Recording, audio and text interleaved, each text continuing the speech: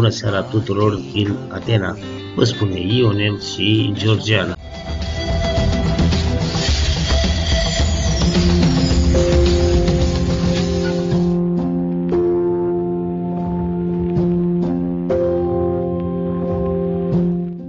Bună ziua, dragi ascultători ai radioului ING! Mă numesc Daniela Cărmănuță, cunoscută pe internet ca Daniela, fata cu poezii la minut. Steluțe albe mi-am agățat la urechi, răspândesc bucurie pe unde trec. Fulgi de nea, părul mi-l împodobesc, zâmbesc și zâmbete înapoi primesc.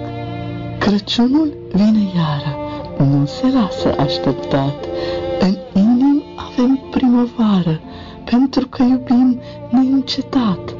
Magia e la ea acasă, totul în jur e fermecător.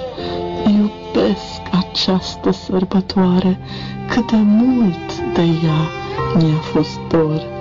Acesta a fost un fragment din cântecul Crăciunul vine iară, versuri și recitare Daniela, fata cu poezii la minut, iar voce, muzică și ukulele, sora mea Focus with Flow. Cântec pe care îl puteți asculta pe toate platformele și viziona pe paginile de Facebook Daniela Cărmănuță și Fata cu poezii la minut și pe canalul de YouTube Focus with Flow. Bineînțeles, acest cântec poate fi ascultat și pe Radio ING. Crăciun fericit tuturor ascultătorilor acestui minunat radio. Bună seara și bun regăsit, dragi prieteni! Iată-ne și astăzi în cea de-a 20-a zi a lunii decembrie 2022. Am ascultat-o pe Daniela Cărmănuță, fata cu poezii la minut, cu un mesaj către voi, ascultătorii postului de Radio ING, și o poezie minunată. Mulțumim, Daniela, pentru această mică colaborare. Sperăm și în alte colaborări mult mai lungi, dar dacă tot vorbim despre Daniela Cărmănuță, fata cu poezii la minut, haideți să ascultăm o piesă muzicală. Vocea și muzica Focus with Flow, cred că este surioara ei, că așa ne spune Daniela tot timpul. Versurile și recitarea Daniela Cărmănuță, fata cu poezii la minut.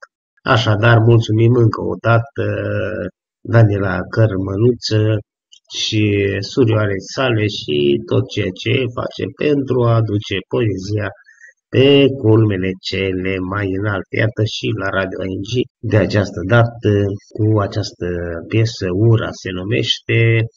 Haideți să o ascultăm împreună. Bună seara la ora 18 și 58 de minute. Sunt Ionel Sava și vă doresc în continuare tuturor audiție plăcută.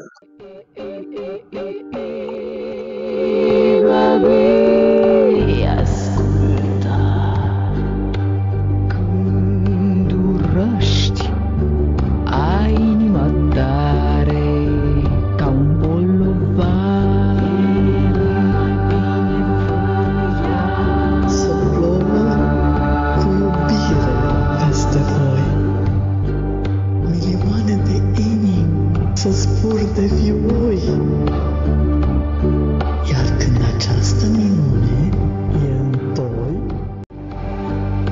poate o să înțelegem că ura e pentru suflet cu noi.